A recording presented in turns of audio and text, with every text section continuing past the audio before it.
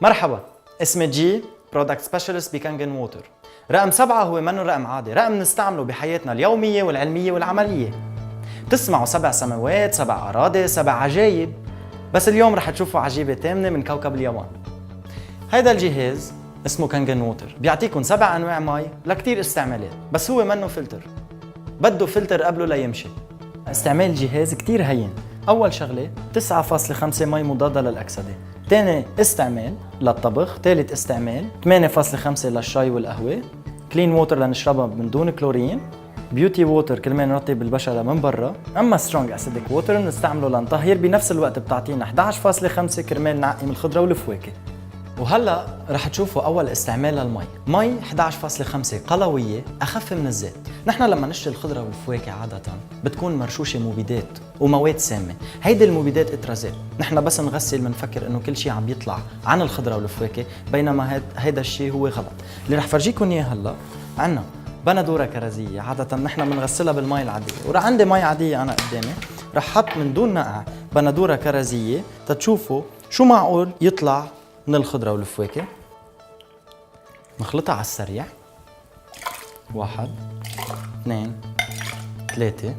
ومفروض ينزل كل الوحل والجاية اللي عم تطلع من الخضرة والفواكه، وهذا الشيء اللي صار.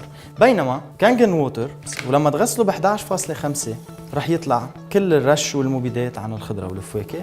وهون رح تشوفوا كل شيء عم تاكلوه كل يوم وتشربوه، واللي هو الرش والمبيدات. قدرت هاي المي شالت الزيت وحتى الطعمة بتتغير.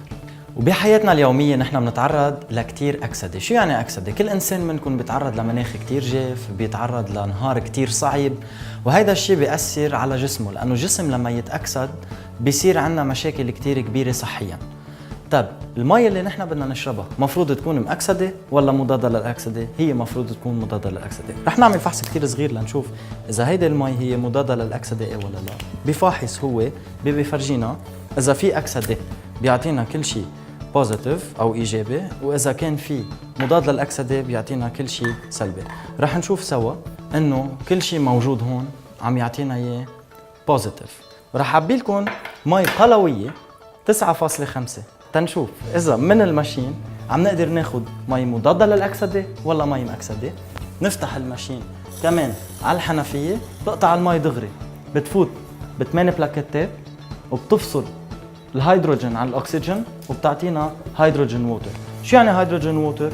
يعني مي فيها هيدروجين قوي. غاز الهيدروجين ببين معنا دغري، مشان هيك نحن لازم نشرب هيدي المي فريش. إذا بتشوفوا غاز الهيدروجين كيف مبين هون.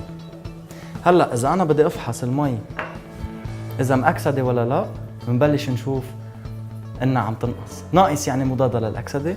وهيدا كان تاني استعمال للمي. أما ثالث استعمال إذا كان مثل ما حكينا عنا مناخ جاف حار أو بارد، نقدر نحن نستعمل مي من هيدي المكنة. الرقم الهيدروجيني تبع البشرة هو 6، وكانجن ماشين بتقدر تعطينا زيت الرقم الهيدروجيني تيقدر يرطب البشرة من برا. أما رابع استعمال اللي بتعطيه كانجن هي مي للشرب. ما بتفرق عنا وعن المي اللي انت بتشتريها الا بشغله وحده، المي ما راح تكون مخزنه بالبلاستيك. بنفس الوقت كانجن قادر يشيل لك كل شيء اديتيفز او زوايد على المي اللي هن الكلورين، نايتريت، وبنفس الوقت قادر يشيل لك اهم شيء مضر للجسم اللي هو فلورايد.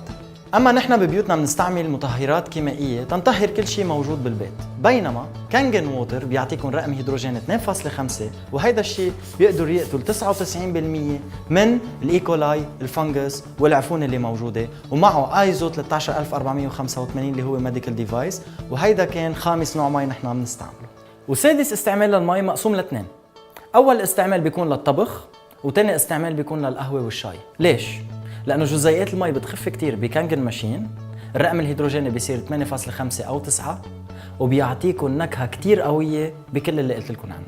أما سابع استعمال والأخير هي مي مثل مية الشتاء، لأنه الطبيعة بتحب مية الشتاء، والرقم الهيدروجيني رح يكون 6 تقريباً. هو سلايتلي أسيدك منه كتير، بس بيقدر يروي الزرع اللي موجود عندنا بالبيت أو برات البيت.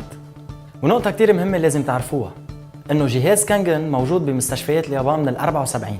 بال2003 بلش بالعالم، وهلا نحن صرنا موجودين بالميدل ايست.